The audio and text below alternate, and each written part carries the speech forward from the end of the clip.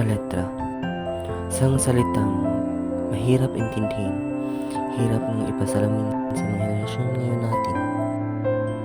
Salitang dapat tayong mga tao ay magkaroon, ngunit sa henerasyon ngayon, ilan na lang ang mayroon.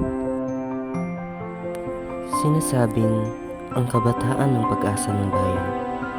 Wala mang katapatan, di mawari, sino nga bang nagkulang? Sadya nga bang mga magulang ang mga itinuturing na pag-asa ng bayan?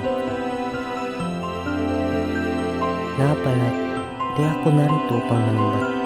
Gusto ko lang sana'y maging matapat, mga kabataang sa disiplina at katapatan may salat. Panindigan niyo sana ang sinabi ni Rizal na kayo ang pag-asa. Simpleng katapat ay sana'y maging ugali, pagpupulot ng pitaka, pagsasauli, simpleng gawi, malaking pagbabago sa pananaw ng lahi.